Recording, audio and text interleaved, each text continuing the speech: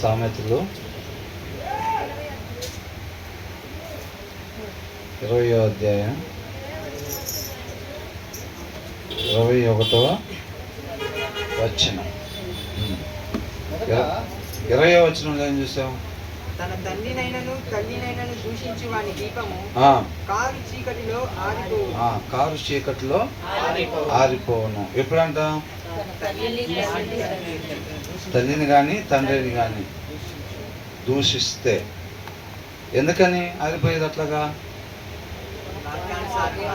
అది వాక్యానుసారం కాదు కాబట్టి, ఒక మనిషి ఉండాల్సిన విధానం కాదు కాబట్టి. అవునా? అంటే అదొక్కటేమో కాదు, వాక్యం వద్దన్నది ఏది చేసినా సరే ఏమైందంట? మనిషి దీపం ఆరిపోయేదిగా ఉండిద్ది. ఉండకూడని రీతిగా మనం ఎప్పుడు ఉండకూడదు. మరి ఉండకూడని రీతి ఏదో ఎట్లా చేసిద్ది? మనకి వాక్యం చదువుతూ ఉంటే మనకి ఏది ఉండాల్సిన తీరు, మనిషి ఏది ఉండకూడని తీరు మనకి తెలుస్తూ ఉండిద్ది. కాబట్టి దాని ప్రకారంగా నడుచుకోవాలి. అంతేనా? లేకపోతే వాళ్ళని నేను అడిగి నడుచుకోవాలా? వాక్యమే మన జీవితానికి పరిమాణంగా ఉండాలన్నమాట. అంతేనా? మన సృష్టికర్త, మనం సృష్టించిన దేవుడు మనకు చెప్పిన విధానం అన్నమాట అది వాక్యం అనేది. కాబట్టి దాని ప్రకారంగానే మనం ఎప్పుడు ఉండేవారంగా ఉండాలన్నమాట. మన వాక్యం చదువుతూ ఉంటే ఆయన యందు భయము భక్తి మనలో తయారవుతూ ఉండిద్ది అనమాట. అది మనం అనుకుంటే వచ్చేది కాదు. అర్థమవుతుందండి?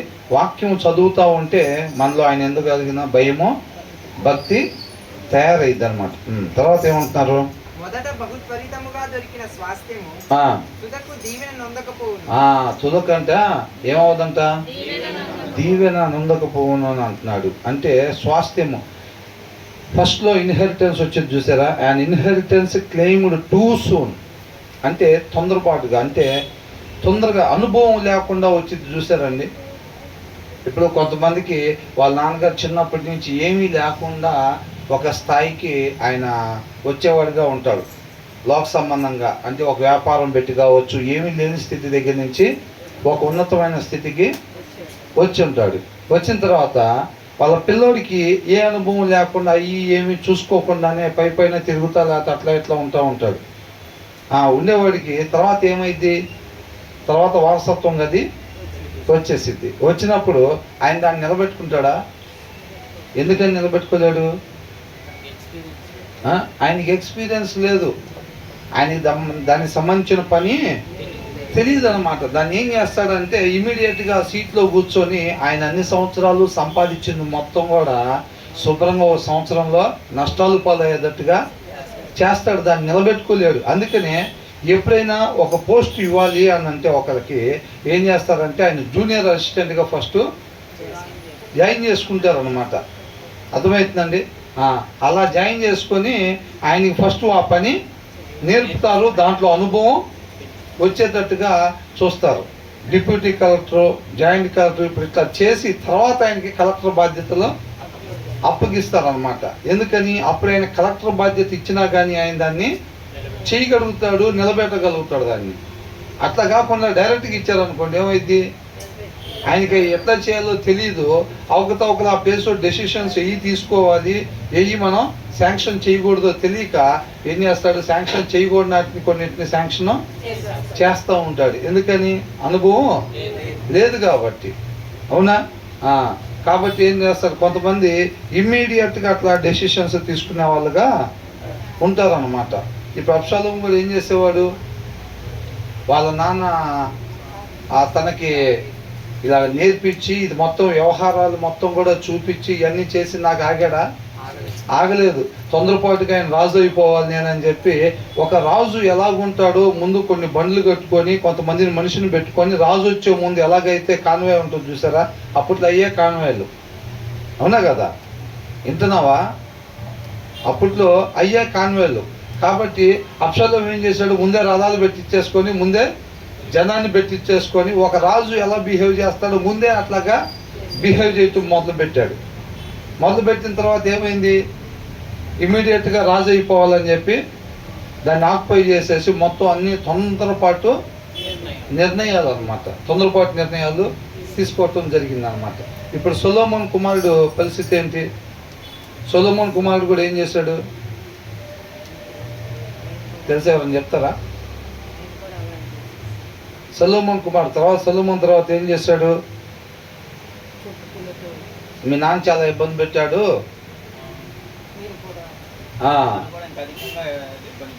ఎలా ఉంటాడు అని చెప్తే జనాల మీద ఇంకా భారం మోపాడు అన్నమాట. ఏం చేశాడు? అనుభవం ఉన్న వాళ్ళని అడిగినప్పుడు అది ఏం చెప్పారు? మా నాన్న ఇట్లా చేశాడు, కానీ నేను మీ మీద బరువుని తగ్గిస్తా అని చెప్పి ముందుగా వాళ్ళందరి యొక్క హృదయాన్ని గెలుచుకో నువ్వు అలా చెప్పని వృద్ధులు, పెద్ద వయసు వాళ్ళు, అనుభవం ఉన్న వాళ్ళు చెప్తే ఏం చేశాడు?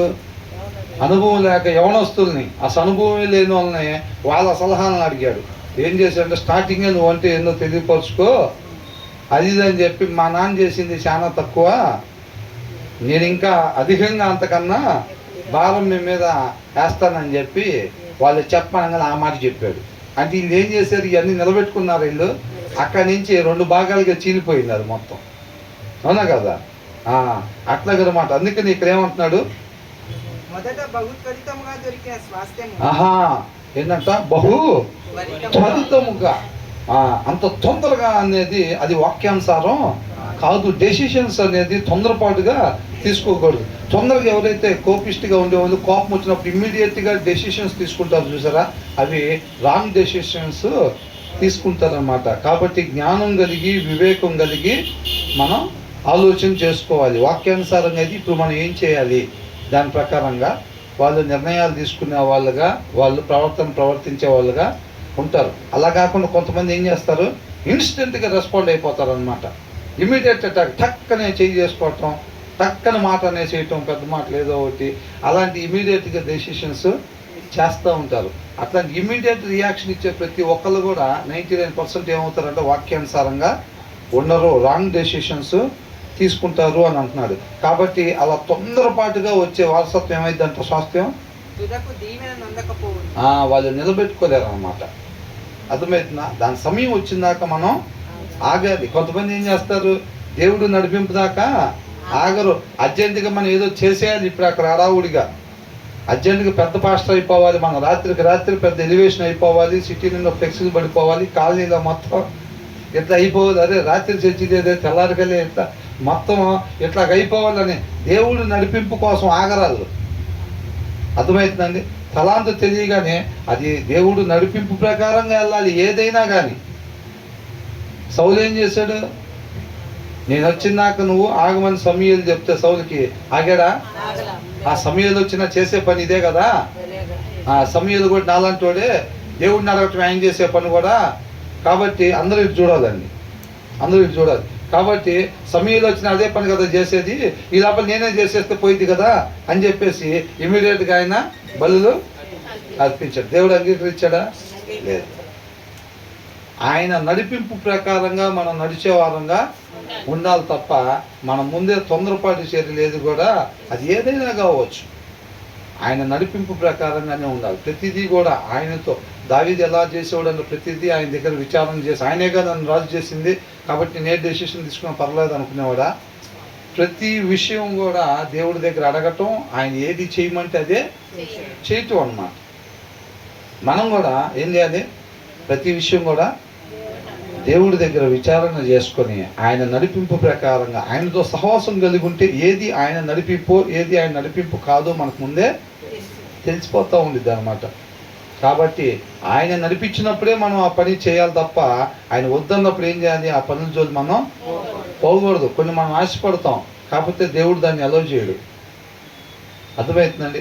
ఎలో చేయనప్పుడు అది దేవుడు దానికి నడిపింపు ఇవ్వట్లేదని మనం ఆగిపోయే వారంగా ఉండాలి. అట్లా కాదు, మనకు మంచి అనిపించింది కదా అని చెప్పి ప్రొసీడ్ అయ్యామనుకోండి, దానికి సంబంధించిన తర్వాత మనమే అనుభవించాల్సి ఉండిద్ది అనమాట. అర్థమవుతుందండి? దేవుడు నడిపింపు ప్రకారంగా వెళ్తుంటే ఇబ్బందులు రావని కాదండి, ఇబ్బందులు వస్తాయి, అన్ని దేవుడు చూసుకుంటాడు. అలా కాకుండా డెసిషన్ మనం తీసుకుందాం అనుకోండి, దేవుడు నడిపింపు కాకుండా డెసిషన్స్ మనం తీసుకుంటే కనుక వాటికి సంబంధించిన పర్యావసనం మొత్తం కూడా మనమే అనుభవించాల్సి ఉండిద్ది అనమాట. అర్థమవుతుందండి? కాబట్టి ఏది దేవుడు నడిపింపు, ఏది కాదో జాగ్రత్తగా చూసుకోవాలి. రెండు ఉంటాయి. దేవుడు నడిపింపు కాంది కూడా మనం దేవుడు నడిపింపు అనుకోవడానికి అవకాశం ఉండిద్ది. సౌలు రాంగ్ ట్రాక్లో ఉన్నప్పుడు ప్రవచించేవాడు, దురాత్మ ఆయన దగ్గరికి వచ్చినప్పుడు అంటే ప్రవచించేవాడు అంట. అంటే దేవుడు ఆత్మ వచ్చినప్పుడే ప్రవచిస్తారా? దురాత్మ వచ్చినప్పుడు కూడా ప్రవచిస్తారు. దాన్ని జాగ్రత్తగా జ్ఞాపకం పెట్టుకోవాలన్నమాట. కొంతమంది అల్లరల్లరి చేసేసి గోలగోలు చేసేసి ఎట్లా పడితే అట్లా హోలీ స్పిరిట్ అని చెప్పి ఎలా పడితే అలా చేస్తారు. అవునా? అది మొత్తం హోలీ స్పిరిటేనా? హోలీ స్పిరిట్ కాదు అది మొత్తంలో. కాబట్టి ఆయన ఆత్మ నడిపింపుని అనుభవపూర్వకంగా మనం తెలుసుకునే వారంగా ఉండాలన్నమాట. తర్వాత ఏమంటున్నారు అంటే ఇప్పుడు ఈ వచనంలో మనం ఏం చూసాం? తొందరపడకూడదు దేనికి కూడా. అర్థమవుతుందండి? తొందరపడకూడదు అనమాట. ఆయన నడిపింపుకు మనం ఎదురు చూడాలి. ఆయన చిత్తమైతే ఆయనే నడిపిస్తాడు అనమాట. కాబట్టి మనం దాని కొరకు వెయిట్ చేసే వారంగా ఉండాలి తప్ప తొందరపడి మనం నిర్ణయాలు తీసుకొని ఏది చేసే వారం ఉండకూడదు. కీడుకు ప్రతి కీడు చేసుకొనవద్దు, యెహోవా కొరకు కనిపెట్టుకొనుము, ఆయన నిన్ను రక్షించును. ఏం చేస్తాడంట? కొంతమంది ఏం చేస్తారు? లోక సంబంధం ఉండేవాళ్ళు మనల్ని ఏదో ఒకటి చేసి మోసం చేద్దాం అనుకో, లేకపోతే అన్యాయం చేయటం అనుకో చూస్తారు. అవునా? వాళ్ళు అన్యాయం చేయగానే లేకపోతే మనకి ఆపద కలిగించగానే ఏమంటారు? Do not say I will pay you back for this wrong. నువ్వు నాకు ఇప్పుడు చేసావు కదా, ఖచ్చితంగా నీకు చేసి తీరుతాను చూడు దానికి అని చెప్పి మనం అనకూడదంట. అర్థమవుతుందండి? మనం అట్లాగా అనకూడదు. వాళ్ళు ఒకవేళ ఏదైనా మనకు అట్లా చేసినా సరే లోకస్తులు ఏం చేస్తారు? మేలు మాత్రమే చేస్తారా? ఒక రకం చెప్పాలంటే కీడు మాత్రమే చేస్తారు వాళ్ళు. అవునా కదా? వాళ్ళు ఏం పూజిస్తారు? దాన్నే మాట్లాడతారు. అవునా కదా? వాళ్ళు ఇలాంటి వాళ్ళు లోకస్తులు అంటే చక్క కూర్చొని వాక్యం చదువుకోవటం, పొద్దున్న లేచి ప్రార్థన చేసుకోవటం అవి చేస్తూ ఉంటారా? పనికిరాని దాన్ని వాళ్ళు భుజిస్తూ ఉంటారు. ఫోన్ తీసుకొని షార్ట్లు పెట్టుకోవటం, లేదంటే పనికిరాని సినిమాలు చూడటం, లేదా పనికిరాని ముచ్చట్ల దగ్గర చెవు పెట్టి వింటూ ఉంటాం, లేదా పనికిరాని వీడియోలు ఆ వీడియోలు చూడటం వల్ల దాన్ని భుజిస్తున్నట్టు అనమాట. పనికిరాని వాటిని ఏం చేస్తున్నాడు? భుజిస్తున్నాడు. ముచ్చట్లు పనికిరాని చెప్తుంటే ఒక్కొక్కడు వాడు 1,00,000 కోట్లు 1,000 కోట్లు ఉన్నవాడు ఏదో యూట్యూబ్ మీద ఇంకా డబ్బులు సంపాదించాలని ఏదేదో చేస్తూ ఉంటే చక్కగా 2 కళ్ళు అప్పగిచ్చేసి 2 చెవులు వాళ్ళకి ఇచ్చేస్తారు. అది ఏదేదో చేస్తూ ఉంటాడు. ఓ పెద్ద డబ్బా నిండా డబ్బులు పెట్టేసి దాంతో ఏదో చేస్తూ ఉంటాడు. అవునా? మన అబ్బా అన్ని డబ్బులు ఎప్పుడు చూడలేదే అని చెప్పి చూస్తూ ఉంటాం మనం. అంటే ఏం చేస్తున్నట్టు? అది మొత్తం కూడా మనం భుజిస్తున్నట్టుగా అనమాట. మరి మనం మాట్లాడినప్పుడు ఏమొస్తాయి? మనం ఏదైతే భుజిస్తామో అవే వస్తాయి అన్నమాట. అర్థమవుతుందండి? కాబట్టి లోకస్తులు ఎప్పుడైనా సరే వాటినే భుజిస్తారు కాబట్టి వాళ్ళు అలాంటివే చేస్తారన్నమాట. మనం కూడా ఇమీడియట్గా నువ్వు చేసిన దానికి టిట్ ఫర్ టాట్ అంటారు చూసారా? నువ్వు చేసిన దానికి ఖచ్చితంగా నీకు కూడా చేస్తా. నువ్వు ఇట్లా చేసావు కదా, నిన్ను ఎట్లా చేసావు కదా, నన్ను ఇట్లా అన్నావు కదా, అందుకని నిన్ను కూడా ఇట్లా కన్నా. అవునా? పిల్లలు ఏం చేస్తారు? ఓ దెబ్బ కొట్టగానే వీడు కూడా ఏం చేస్తాడు? ఇంకో దెబ్బ కొడతాడు. ఏమంటే వాళ్ళు కొడతారు, ఇంకో దెబ్బ కొడతారు. అట్లా చేస్తూ ఉంటారు పిల్లలు. ప్రేమ ఉండిద్దా? ప్రేమ ఉంటలేదు. కాబట్టి అలాగా మీరు చెయ్యకూడదు. వాక్యానుసారంగా ఉండేవాడు అంటే అలాగా చెయ్యడు. పగ తీర్చుకుంటా నా వంతు అని అంటున్నాడు ఆయన. సౌలు దొరికినప్పుడు సౌలు ఏం చేశాడు? వీటితో బల్యం విసిరితే దావీదు గుండెలకి దిగబడి అది పోయి గోడకి తగలాలి, గోడకి గుచ్చుకోవాలన్న ఉద్దేశంతో విసిరేవాడంట. అవునా? అవునా కదా? దావీదు మీద. కానీ అలాగా ఎన్నోసార్లు ట్రై చేశాడు సౌలు. అదే సౌలు దావీదుకు దొరికినప్పుడు ఏం చేశాడు? ఏమీ చేయలేదు. దేవుడు పాదాల చెంత పెట్టి దాన్ని విడిచిపెట్టాడు తప్ప అభిషేకించిన వాడిని నేను మాత్రం ముట్టను అన్నాడు. అవునా? అంటే సైన్యం చూసి భయపడ్డా? ఒక్కడే ఒంటరిగా గృహలో దొరికినా సరే ఈయన ఏమీ చేయలేదు. అంటే సౌలు దావీదు కీడు చేయకపోయినా సరే ఎమ్మడబడి చంపుతామని చూస్తున్నాడు. అంటే దావీదుకి అర్థమైందా లేదా సౌలు సంగతి? నువ్వు అన్యాయంగా ఉంటున్నావు. సౌలే చెప్పాడు, నువ్వు న్యాయస్తుడివి, నేను అన్యాయంగా నిన్ను చంపుదామని చూస్తున్నాను నన్ను సౌలే తన నోటితో చెప్పాడా లేదా? దావీదు దొరికితే చంపకుండా వదిలిపెట్టినప్పుడు అవాక్కయ్యాడు సౌలు. తనకి హాని చేద్దామని చూసిన వాళ్ళు దొరికినప్పుడు కూడా మేలు చేస్తారా అని చెప్పి మాట్లాడాడు. అవునా కదా? అట్లాగా అంటే వాక్యానుసారంగా ఉండాల్సిన విధానం అదనమాట. అంతే తప్ప మనం పగ తీర్చుకోవాలి, మనం ఏదో చేసేసేయాలి. పాటలు మామూలుగా జనరల్గానే పాడుకుంటాం.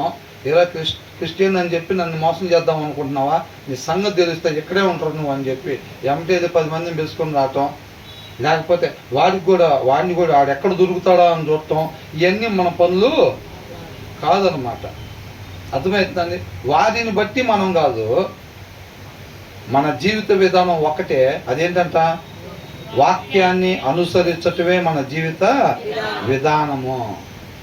వాక్యం ఎప్పుడైతే చదువుతూ ఉంటామో ఆ జ్ఞానము, ఆ వివేకము ఆటోమేటిక్గా మనలోనికి ప్రవేశిస్తూ ఉంటే ఆ తగిన సమయంలో మనం ఎలాగ మాట్లాడాలో, ఎలా ప్రవర్తించాలో ఆ వాక్యమై ఉన్న దేవుడే నడిపిస్తాడు అన్నమాట. అర్థమవుతుందండి?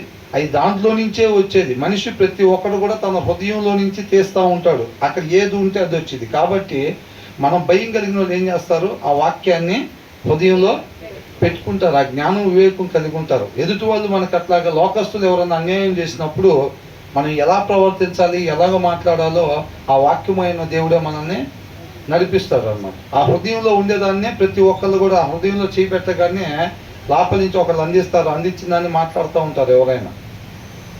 అవునా? తనకు తానుగా ఎవరైనా మాట్లాడుతూకూడదు. మనిషికి ఆలోచనలు అంటే అనేకం ఉంటాయి అంట. కానీ మాట్లాడాల్సిన మాట మాత్రమే మాట్లాడాలి అని అంటే అది ఎవరు అందించాలంటే, ఎవరు సెలెక్ట్ చేయాలంట?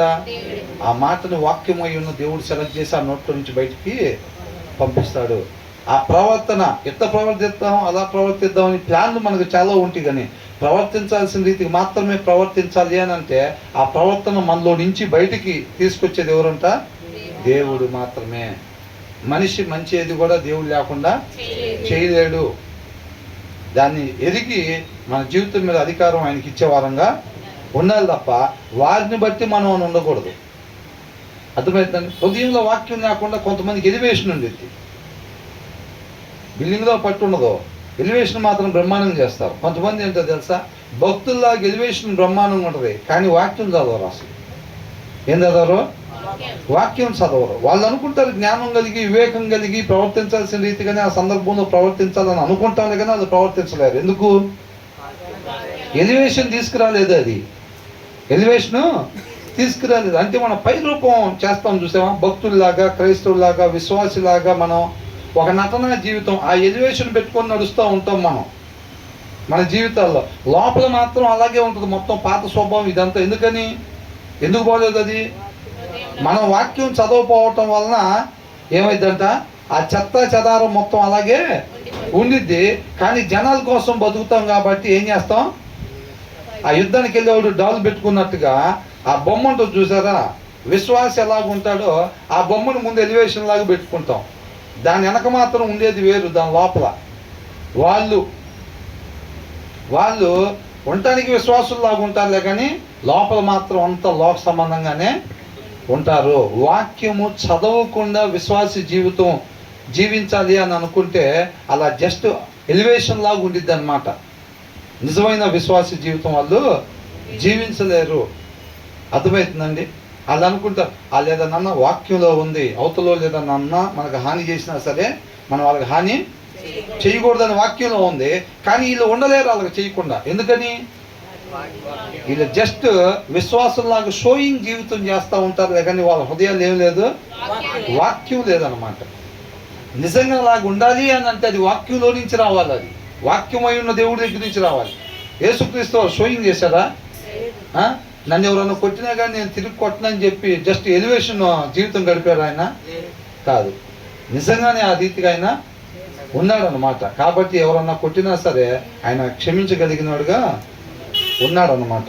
మనం కూడా హృదయంలో సమృద్ధిగా వాక్యం ఉన్నట్టయితే కనుక ఎదుటి వారిని బట్టి మనం ఉండం. Do not say I will pay you back for this wrong అని అంటున్నాడు. వెయిట్ ఫర్ ద లార్డ్ అని అంటున్నాడు. ఏంటంట? Wait for the Lord. సౌలు దొరికినప్పుడు దావీదు ఏం చేశాడు? కాబట్టి సౌలు లాగా ప్రవర్తించలేదు. ఆయన హృదయం నిండా దేవుడి మాట ఉంది. న్యాయంగా జీవించి కూడా పారిపోయాడు. అవునా కదా? సౌలు ఎమ్మడి పడుతుంటే నిజంగా ఏమని చేశాడు? ఆ సౌలుకి ఏమీ చేయలేదు, అయినా పారిపోయాడు. ఆయనకి ఏంటంటే దేవుడి మాటే ఆయన జీవిత విధానం, అంతే. అర్థమవుతుందా? అంత పర్ఫెక్ట్గా స్టిక్ అని అన్నాడు. Wait for the Lord and he will avenge you అని అంటున్నాడు. హీ విల్, అతనే మనల్ని రక్షించే. తెలుగులో ఏమనుంది ఆ వచ్చిన మొత్తం ఒకసారి చదవండి. కీడుకు ప్రతి కీడు చేసేదను అని కొనుగొట్టు. కీడుకి ప్రతి కీడు నేను తప్పకుండా నీకు చేస్తానని ఎప్పుడు కూడా అనుకోకూడదు. యెహోవా కొరకు కనిపెట్టుకొను. ఏం చేయాలంట? యెహోవా కొరకు కనిపెట్టాలి. ఆ ప్రతి విషయాన్ని కూడా దేవుడు పాదాల చెంత ఉంచాలన్నమాట. ఆయన నిన్ను రక్షించును. ఆయన నిన్ను రక్షించును. కాబట్టి మనం ప్రేమ మాత్రమే చూపించే వారంగా ఉండాలి, అంతే తప్ప. ఇప్పుడు యేసుక్రీస్తు వారు కూడా ఏం చేశారు? ఆయన కొడితే, లేకపోతే ఆయన మీద ఉమ్ము వేస్తే, ఆయనకి కిరీటం, మొల్ల కిరీటం పెడితే, ప్రభు 7 రోజులు నేనేం పోన్లే, కానీ నువ్వు మాత్రం ఏం చేస్తావో తెలీదు, వీళ్ళ మొత్తాన్ని దంచిపడేసేయాలి నువ్వు మొత్తం, అట్లా కన్నాడా? అదే వెయిట్ చేయటం అంటే.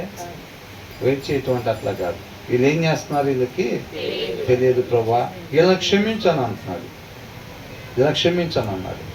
ఇప్పుడు అనేక మంది మిషనరీలు వాళ్ళ హస్బెండ్ని, ఇప్పుడు మన ముందు కూడా చాలా మంది పెద్ద పెద్ద దైవజనులు, వాక్యానుసారం ఉండే దైవజనులు చనిపోయినప్పుడు వాళ్ళ భార్యలు ఏమంటున్నారు?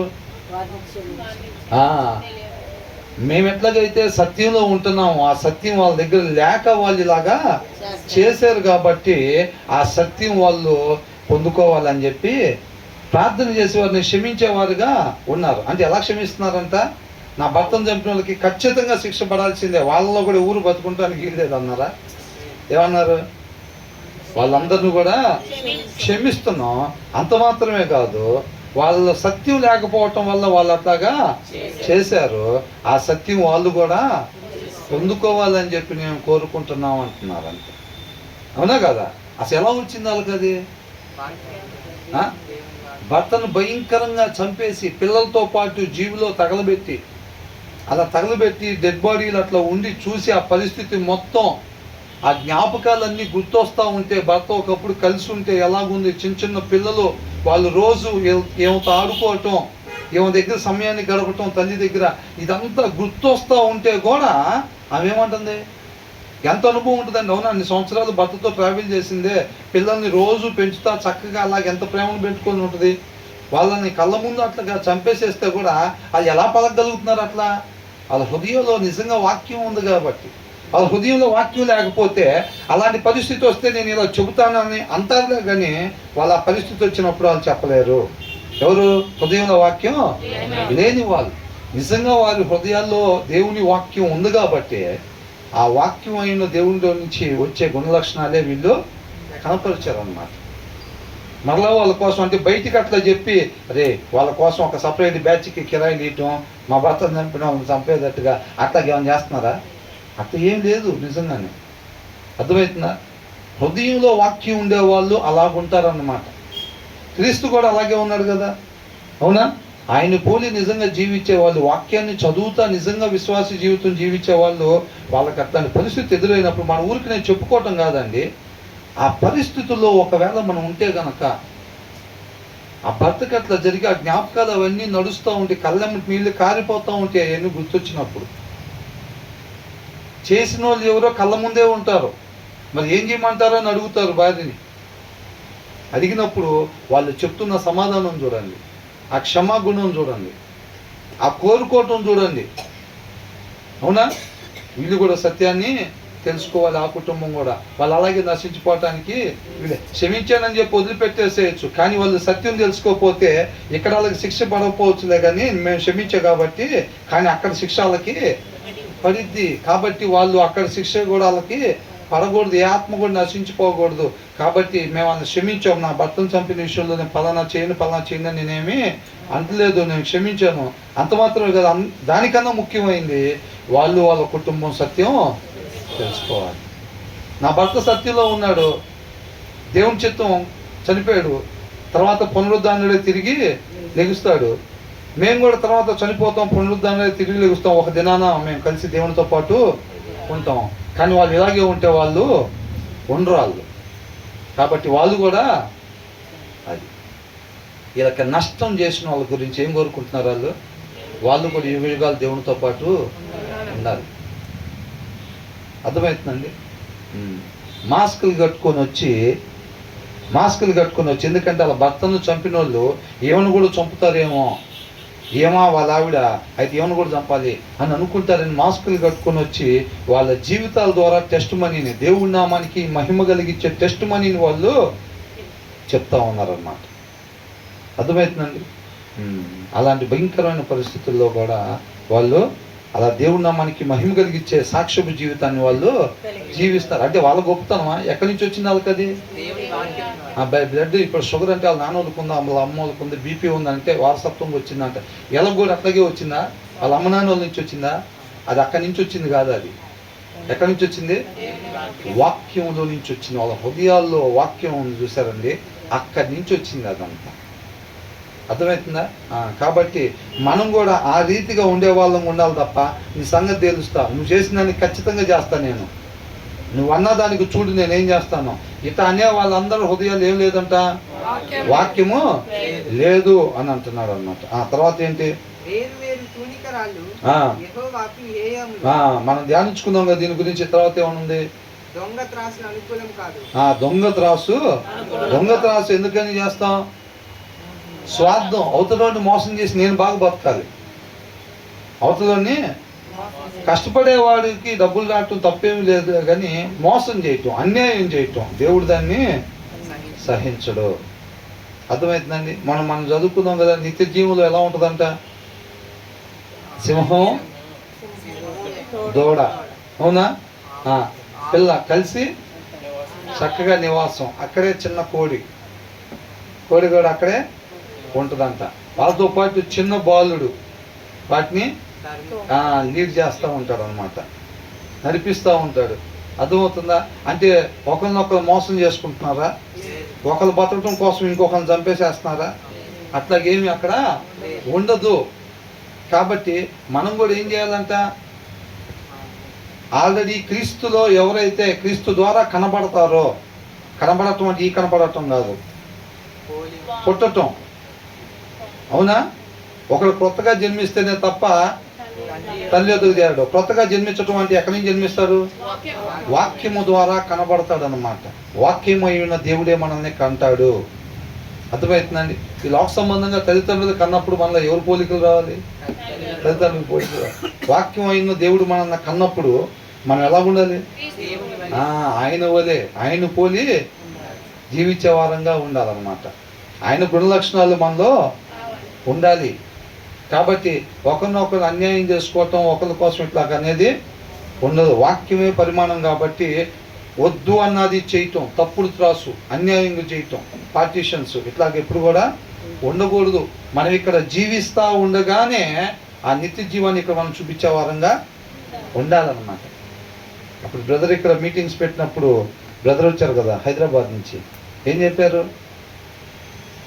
మహిమా వస్త్రాన్ని ధరించుకుంటాము మనం. ఆ మహిమా వస్త్రం అని అంటే ఆల్రెడీ మనం అక్కడికి ఎక్కకోపోయి స్విమ్మింగ్ చేసిన తర్వాత సూట్ మార్చుకున్నట్టు అక్కడ మార్చుకునేది ఏమీ ఉండదు. మన ఈ శరీరం మీదే మహిమా వస్త్రాన్ని ధరించుకుంటాము. ఆ క్రియలు మనం ఆయన్ని పోలి మనం ఇక్కడ చేస్తూ ఉంటాము, జీవిస్తూ ఉంటాము. అర్థమవుతుందండి? వాక్యానుసారంగా మనం అలా జీవించే వారంగా ఉండాలి అని అంటున్నారు. కాబట్టి అన్యాయం, వాక్యం వద్దు అన్నది ఎక్కడ కూడా మనం చేయకూడదు అనమాట. తర్వాత ఏమంటున్నారు? ఒకడు నడతలు యెహోవా వశము, తనకు సంభవింపబోవునది ఒకడు ఎట్లు తెలుసుకొనగలడు. చూసారండి? ఒకడి నడతలు యెహోవా వశము. ఆలోచనలు అనేకం ఉంటాయి, దాంట్లో నుంచి దేవుడు ఏది సెలెక్ట్ చేసి ఇస్తాడో తెలుసా మనకేమన్నా?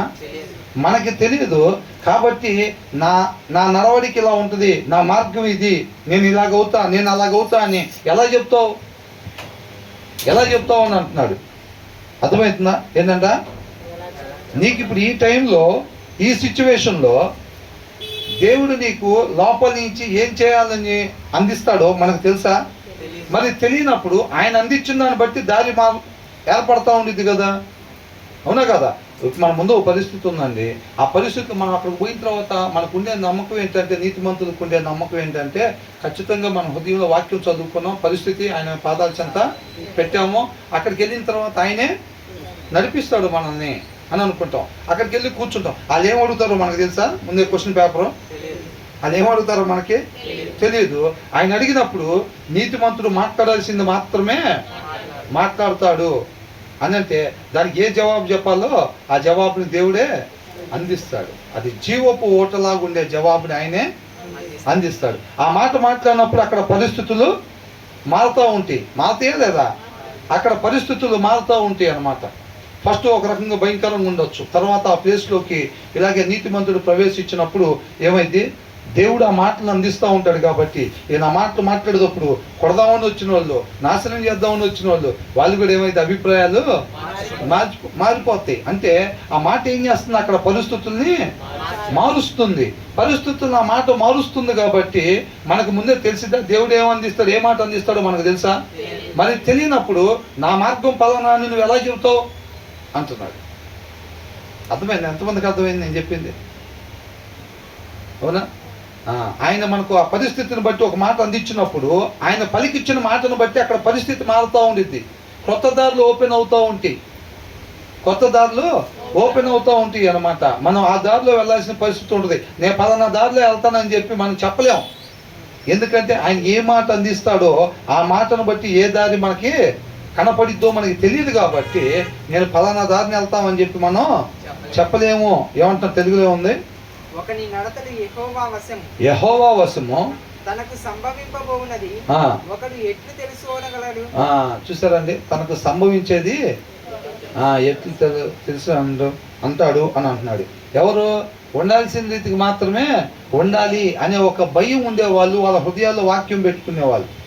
అట్లేం కాకపోతే, వాక్యం చదవకపోతే ఏమైంది, వాక్యమైన దేవుడు వాళ్ళ దగ్గర ఉండడు. వీళ్ళు ఏదైతే ప్లాన్ సెట్ చేసుకుంటారో ఆ ప్లాన్లే. మూర్ఖుడికి ఏమనిపించింది, తాను ఏది చేస్తున్నాడో అదే కరెక్ట్ అనిపిస్తూ ఉండిద్ది. అవునా కదా? కాబట్టి దాని ప్రకారం వెళ్ళి కొట్టాలనుకుంటే వెళ్ళి కొట్టేసి రావటం, ప్లాన్లు వేసుకొని శుభ్రంగా తిట్టాలనుకునేవాడిని తిట్టేస్తూ ఉంటారు. నేను పోయి మాట్లాడుతూ ఉంటాను, ఏమంటే నువ్వు దెబ్బయి ఆటోమేటిక్గా పని జరిగిపోయింది. తర్వాత కవరింగ్ చేసి ఆపుదాము, మనం అనుకున్న పని అయింది, వాడు చేసిన దానికి మనం కూడా ఇట్లా. ఇవన్నీ వాక్యానుసారంగా ఉండే పిల్లలు చేసే పనులా కాదు. అర్థమవుతుందండి? వాక్యానుసారంగా ఉండేవాళ్ళు చెప్పలేరు అట్లాగా. అర్థమవుతుందండి? అదే అంటున్నాడు, a person's steps are directed by the Lord అని అంటున్నాడు. ప్రతి మనిషి అంతా ఏం చేయాలి, వాళ్ళ అడుగుల్ని ఎవరు డైరెక్ట్ చేయాలంట? అది ఈ భూమి మీద సమస్త మానవాళి యొక్క ప్రతి అడుగుని ఆయన డైరెక్ట్ చేయాలి. మనం ఎక్కడ కాలు పెట్టాలో అది ఎవరన్నా చెప్పేది? దేవుడే చెప్పాలి. అర్థమవుతుందండి? వెళ్ళాల్సిన మార్గంలో మాత్రమే వెళ్ళాలంటే how then can anyone understand their own way? ఎలా తెలిసిద్ది? ఆయన ఎక్కడ పెట్టమంటాడో కాదు, అప్పుడు దాకా నీకు తెలియదు కదా. నేను ఇలాగ వెళ్తానండి అని ఎలా చెప్తాం? ఇప్పుడు మన వాక్యం చదువుకొని ఉన్నాము, ఆయన అంటాడు కాలు ఇక్కడ పెట్టాను అంటాడు. ఎవరు అందించాలి? లోపల నుంచి దేవుడు అందించాలి ప్రతి మనిషికి కూడా. అది వెళ్ళాల్సిన విధానం అన్నమాట. మనం ముందే ఇక్కడ ఒక అడిగేసి అక్కడ ఒక అడిగేసి అక్కడ ఒక అడిగేసి అని మనం చెప్పలేము అని అంటున్నాడు. ఏ వ్యక్తి కూడా చెప్పలేడు. ఎందుకని చెప్పలేవు? నీకు తెలియదు ముందు ఆయన అడిగి ఎక్కడ పెట్టమంటాడు. అవునా కదా? కాబట్టి ఆ పరిస్థితిని బట్టి ఆయన అడుగు ఇక్కడ పెట్టు అని అంటాడు. తర్వాత అడిగి ఎక్కడ పెట్టాలని మనల్ని అడిగితే ఏం చెబుతాం? మనకు తెలియదు. ఏదైనా ఆయన నడిపింపు ప్రకారంగా వెళ్ళటమే. అదే వాళ్ళకుండే ధైర్యం. అర్థమవుతుందండి? వాళ్ళకుండే ధైర్యం అదేనమాట. ఆ జీవితం మీద అధికారం ఆయనకి ఇచ్చాను, ఆయన ఆత్మ నడిపింపు ప్రకారంగా మాత్రమే వెళ్ళాలి. కాబట్టి భయం గలవాళ్ళు చేసుకునే ప్రార్థన ఎలా ఉంటుంది? ఇట్లా చెప్పాలి, అటు చెప్పాలి, అది చేయాలి, ఇది చేయాలి కాదు. ప్రభా, నీ ఆత్మ నడిపింపు మమ్మల్ని పూర్తిగా ఉపేక్షించుకొని నీ ఆత్మ నడిపింపు ప్రకారంగా, నీ వాక్య సారాంశం ప్రకారంగా మాత్రమే నడుచుకునే కృపని దయచే ప్రభువా అనాలి. ఇట్లా నడిపించు ప్రభా, అట్లా నడిపించు ప్రభా కాదు, నీ నడిపింపు ప్రకారంగా మాత్రమే. అర్థమవుతుందండి? మనం మొత్తం మ్యాటర్ రాసేసి ప్రభా ఇక్కడ సైన్ పెట్టవా, ఇక్కడ సైన్ పెట్టవా, ఇక్కడ సైన్ పెట్టవా అని చెప్పి మనం గోచాడి ఉపవాసాలు ఉంటాం కాదు. ఏం చేయాలంట? ముందు వైట్ పేపర్ తీసుకొని కింద సైన్ చేసేసి మనం ప్రభా పైన మ్యాటర్ నేను ఎలా ఉండదో రాయి ప్రభా. అది జీవితం అంటే. అవునా కదా? నేను ఎలా ఉండాలి, మా మిస్సెస్ ఎట్లా ఉండాలి, మేము అల్టిమేట్ మా ఫ్యామిలీ ఎట్లా ఉండాలి, ఈ స్టేజ్లో ఉండాలి, ఈ లెవెల్లో ఉండాలి, ఈ సుఖాలు ఉండాలి, మాకు ఎట్లా ఉండాలి, అట్లా మొత్తం రాసి ప్రభా సైన్ చేయవా? అది కాదు. ఇంకేంటి మన జీవితం మీద అధికారంగా ఆయన ఏం చేయాలి? ఏముంది ఆయన చేతిలో? లైన్లన్నీ నువ్వే నేనే రాసేసుకున్నాం అక్కడ. అవునా కదా? లైన్లన్నీ నువ్వు నేనే రాసేసుకుంటాం అక్కడ మొత్తం. ఇంకా ఇక ఆయనకేంటి జీవితం మీద అధికారం అప్పగించింది మనం అక్కడ. జీవితం మీద అధికారం అప్పగించటం అంటే మనం ఏమీ రాయకుండా ఆయనకి ఇవ్వటం. ఆయన రాస్తాడు అప్పుడు. అది సబ్మిషన్ అంటే. అవునా? మనం ఎక్కడన్నా ఏదన్నా కొనటానికి వెళ్ళాలో లేదు, మనం ప్రేయర్ చేసుకొని అక్కడికి వెళ్తే నెంబర్ 1 ఉండిద్ది మనకు చూడటానికి. బా ఇది కొంటే అదిరిపోయిందిరా ఇంకా అని అనిపిస్తుంది. అక్కడికి వెళ్ళిన తర్వాత మనకు అది అవ్వలేదు అనుకోండి, ప్రభువా నీకే స్తోత్రం. ఏమంటే కార్నర్లో సీట్ బాక్స్ తీసుకురావటం, అందరికీ పంచిపెడతాం, ఇట్లా స్థలం కొందాం అనుకుంటున్నాం, ప్రార్థనలో పెట్టండి అంటాం కదా, మరి సంఘంలో అంటాం. ఆటోమేటిక్గానే అక్కడికి పోయిన తర్వాత పని అయిందా అవ్వలేదా? అవ్వలేదు. నేను తెలిసిన తలుపులన్నీ తరచుగా మూసితివే అన్నాడు. ఆయన ముయ్యటమే మనకి మేలు. ఆయన మూయిపోతే మన పని అయిపోయేది అక్కడే. అర్థమవుతుందండి? ఆయన మనం ప్రేమించేవాడు కాబట్టి అది ఏం చేశాడు, మనకు రావటం మేలు కాదు కాబట్టి ఆయన ఏం చేశాడు, రాకుండా చేశాడు. ఏం ప్రభు అట్లా చేశాడు, రేపు వెళ్ళమంటావా మళ్ళీ బిలాంలాగా? అది దాని మీద కోరిక చంపుకోకపోతే కాదు. ఆయన ఎస్ అంటే ఎస్, నో అంటే నో, అంతే తప్ప ఎస్ అని ప్రభా అవి ఉండకూడదు. ఎస్ అని ప్రభా, నో అని ప్రభా, లేకపోతే నో అని ప్రభా, ఈ అబ్బాయి నచ్చలేదు ప్రభా నాకు, నో అని ప్రభా అని అంటే కాదు. అవునా కదా? రాజుగా సెలెక్ట్ చేసుకోమని చెప్పి సమూయేలుని పంపించినప్పుడు కుమారులందరినీ, యెషయా కుమారులందరినీ తీసుకొచ్చినప్పుడు, వీడు నెంబర్ 1 ఫస్ట్ తీసుకొచ్చి, వీడి నెంబర్ 1 అసలు వీడికి పలానా టాలెంట్ ఉంది, అయితే ఈయన సెలెక్ట్ చేసుకుని ఉంటాడేమో దేవుడు అని అన్నాడు. ఇతను కాదని అన్నాడు. అయితే వాడి తర్వాత మా ఇంట్లో టాలెంట్ కలిగినోడు ఈయన సెలెక్ట్ చేసుకుని ఉంటాడేమో అని చెప్పి తీసుకొచ్చి అని పెడితే ఇతను కాదు అని అన్నాడు. తర్వాత లాస్ట్లో వాడు ఇంకా అక్కడ దాకా రాలేదని వాడిని గొర్రెలు కాసుకోవటానికి పంపించాం. ఇంకెవరు ఉన్నారా వీళ్ళేనా అని అంటే, ఇంకొకడు ఉన్నాడు ఇట్లాగా అని అంటే వాడిని పిలిపించండి అన్నాడు. ఈయనైతే సెలెక్ట్ చేసుకుని ఉండు, నాకు తెలిసి ఇడికాడ ఏ టాలెంట్ లేదు కాబట్టి. వాళ్ళ నాన్న తెలిసిద్దా లేదా? కాబట్టి ఈడైతే ఈయన లేదు, సరే పిలిచాడు కదా పెద్ద ఆయన అని చెప్పి తీసుకొచ్చి పెట్టగానే దేవుడు మాట్లాడాడు. అవునా కదా? అది సబ్మిషన్ ఉండాలి. అవునా కదా? విధేయత ఉండాలి. ఆయన ఎస్ అంటే ఎస్, నో అంటే నో. కంటికి ఎంత రంగులుగా కనపడవచ్చు, ఎంత బ్రహ్మాండంగా అయినా ఉండొచ్చు కాక, ప్రార్థన చేసుకొని వెళ్ళాము, ఆయన వద్దన్నాడంటే సంతోషంగా ఎగురుకుంటూ గంతులు వేసుకుంటూ రావాలి. ఎలా ఉండాలి ఆ గంతులు? ఒకవేళ నీకు అంత బాగా నచ్చితే నువ్వు ఇస్తే ఎట్లా వస్తావో ఇంటికి, బిర్యానీ ప్యాకెట్లు కూల్ డ్రింకులు పట్టుకొని ఇంటికి ఎట్లా వస్తామో, ఆయన నో అన్నా సరే అవి పట్టుకొని రావాలి. నువ్వు ఇంటికి అట్లా వస్తే ఇంట్లో వాళ్ళు ఏమనుకోవాలి, ఎస్ డబ్బులు కట్టినట్టున్నాడు అడ్వాన్స్ అని అనుకోవాలి. ఏంటంటే మన పని లేదు, వేరే వాళ్ళు కొనుక్కున్నారంట ఆల్రెడీ. అంతే ఉండాలి. ఏంటంట, వేరే వాళ్ళు కొనుక్కున్నారు, ఇదిగో స్వీట్లు బిర్యానీ రండి సెలబ్రేషన్ చేసుకున్నాం అని అంటున్నారు. ఆయన మాట్లాడటమే గొప్ప భాగ్యం. అవునా కదా? ఆయన సమాధానం ఇచ్చాడు మనకి. ఆయన ఎంతటి వాడు, మన ఎంతటి వాళ్ళం అసలు. అవునా కదా? ఆయన సమాధానం ఇచ్చాడు. సెలబ్రేషన్ చేసుకోవాలి. ఆయనతో నరవుతూ ఉంటుంది. నీ కుమారుని ఇస్తా అంటే, ప్రభువా నువ్వు సూపర్ అని చెప్పి అబ్రహాం అని నీ కుమారుని తీసుకొచ్చి నాకు బలి అంటే, ఏంది ప్రభువా నువ్వు అసలు నువ్వేనా అన్నాడా? అప్పుడు ఎట్లయితే ఫీల్ అయ్యాడో తర్వాత కూడా ఇక్కడితే తీసుకొని బయలుదేరాడు. ఆయన అన్యాయస్తుడు కాదు, ఆయన కీడు చేసేవాడు కాదు, ఆయన మనిషిలాగా తెలిసి తెలియని పనులు చేయడు. ఆయనగా తెలుసుకున్నాడు అంతే. ఆయనగా తెలుసుకున్నాడు అంతే. మనం కూడా అంతే ఉండదు. ఏదైనా యోబు ఎట్లా ఉన్నాడంట, మొదటి 2 అధ్యాయాల్లో, యెహోవా ఇచ్చిన యెహోవా తీసుకున్నాడు. ఆయన అవసరం అనుకున్నాడు, అప్పుడు ఇచ్చాడు. మనకు అవసరం లేదేమో, అప్పుడు అది మేలు, ఇప్పుడు ఇది మేలు. మనకేం తెలుసు, మట్టి బొరలం. అవునా కదా? మనకు తెలియదు, ఆయనకన్నీ ఇప్పుడు దాకా నాకు ఇది అవసరం, ఇప్పుడు నాకు ఇది లేకుండా ఉంటే ఆత్మీయ జీవితానికి మేలు, అందుకే తీసుకున్నాడు. ఆయనలాగా నన్ను ప్రేమించే వాళ్ళు ఎవరు, ఆయనలాగా నన్ను నడిపించేది ఎవరు? అవునా? అట్లా కాబట్టి ప్రతి ఒక్కరికి ఒక కుటుంబంగా ఉండొచ్చు, తల్లి తండ్రులుగా ఉండొచ్చు, పిల్లలు ఉండొచ్చు, ప్రతి ఒక్కళ్ళు ఆయన ఆశ్రయించేవాళ్ళు. 104వ కీర్తనలో ఏమనుంది? ప్రతి జంతువు అంట ఎటు చూస్తే అంత ఆహారం కోసం ఆ గృహలో ఉండంటాయి, దేవుడి వైపు అంట ఆహారం కోసం చూసి మొదలుపెట్టుకుంటా ఉంటాయి అంట. అవునా? ప్రతి జంతువు గురించి, ఆకాశ పక్షుల గురించి, మనుషుల గురించి, ప్రతి జంతువు గురించి చక్కగా రాశారు. మీరు అక్కడికి వెళ్ళిపోండి అని సముద్రం నీళ్ళతో చెప్తానంట, గవగవా కొండల మీద నుంచి ఎక్కి దిగి వెళ్ళిపోయి అటు ప్లేస్ 7 ప్లేస్లలో డ్రిల్ చేసేటప్పుడు చూసారా, ఒక విజిల్ వదలగానే ఎవరు ప్లేస్లో కాళ్ళు వెళ్ళిపోతారు. అట్లాగా అంట ఈ సృష్టి ఎవరి ప్లేస్లో కాళ్ళు వెళ్ళిపోయి నుంచొని ఆయన వైపు చూస్తూ ఉన్నాయంట. అసలు ఎలా ఉందో చూసారా, బైబిల్ చదువుతుంటే అద్భుతంగా ఉండేది, అద్భుతంగా ఉండేది. వాళ్ళందరూ మనం ఒకరితో ఒకరు ఎలా మాట్లాడుకుంటుంటే ఎలా ఉంటుందో వాళ్ళు దేవుడితో అలా నడుచుకున్నారు. నిన్న నేడు ఏకరీతికుండే దేవుడు ఇవాళ కూడా అంతే. ఏదో తీసుకున్నది డిమార్ట్ లిస్టు, ప్రభు పిల్లడికి ఉద్యోగం, పాపకు మ్యారేజ్, అట్లా కాదు రావటం. ఇష్టపడి ఆయనతో సమయం గడపటం కోసం. ఎంతమందికి ఇష్టం దేవుడు అంటే అంటే మొత్తం ఇస్తారు. అంత ఇష్టమైతే ఆయన కాడికి ఎందుకు పోవట్లేదు? ఆయన కాడికి పోవటం అంటే ఏంటి? వాక్యం తీసి చదవటమే. వాక్యమైన దేవుడు భార్య అమ్మటే ఒక్కరోజే అయింది ఊరు పోయి అల్లమ్మోళ్ళ ఇంటికి, ఇంక అక్కడే ఉంటావా అంటారు. ఏంటంట ఒక్కరోజుకే ఇన్ని రోజులు ఏడా ఉంటే మాత్రం బతుకు లేదు ఒకటి అంటమే. ఒక్కరోజు వాళ్ళ అమ్మోళ్ళ ఇంటికి వెళ్తే ఇంక అక్కడే ఉంటావా ఏంటి, రావా ఇక్కడికి పిల్లలు అడుగుతుంటే అంటారు. అడిగారా పిల్లలు?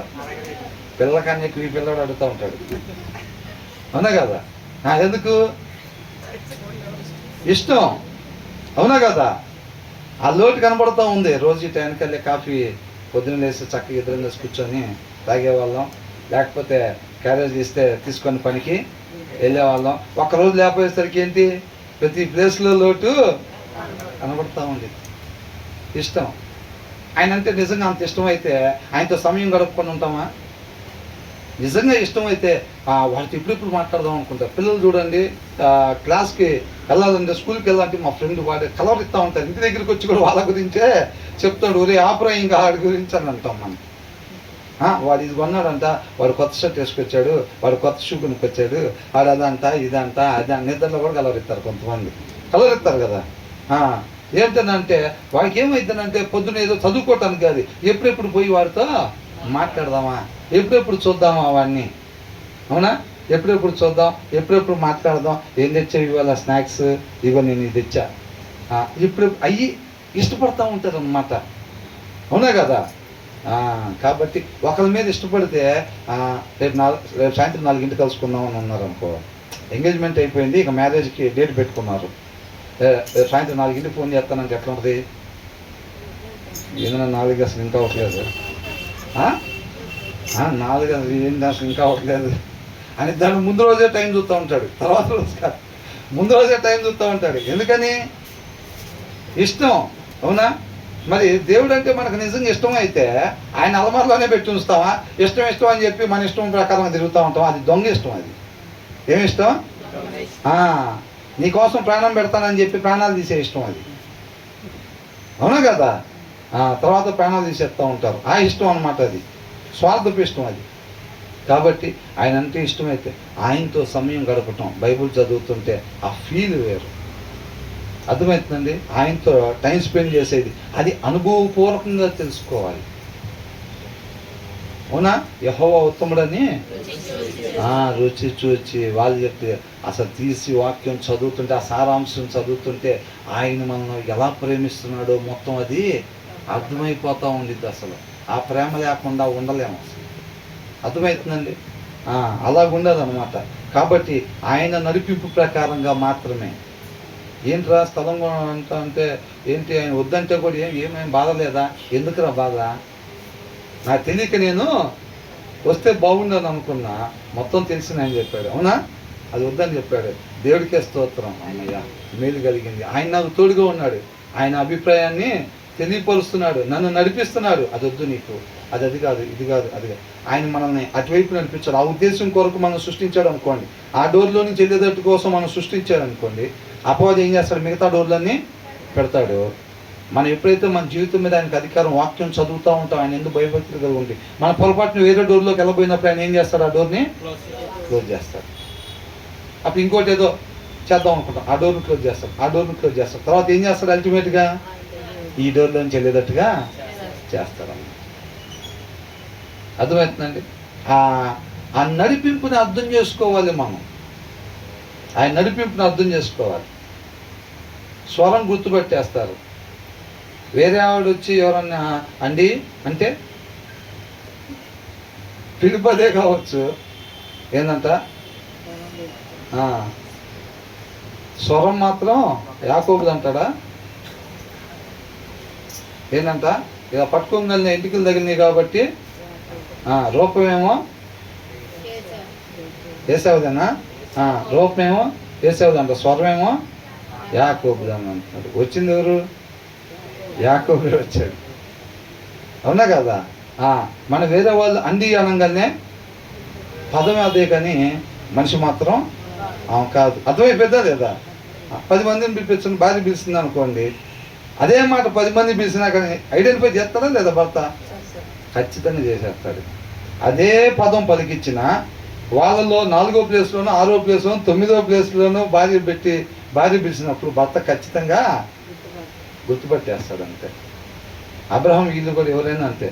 దురాత్మ ఒకవేళ నడిపిద్దామని చూసుకున్నా సరే అది ఆ నడిపింపు కాదు, ఆయన నడిపింపు కాదు, అది అర్థమైపోయింది మనకి. అవునా? తర్వాత ఏమంటున్నారు? వివేచింపక ప్రతిష్ఠితమని చెప్పుటయు.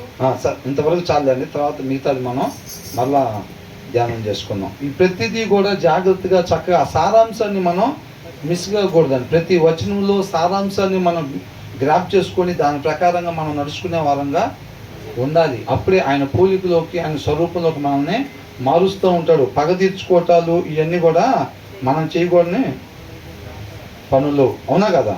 దేవుడికి మహిమ కలుగుతుంది.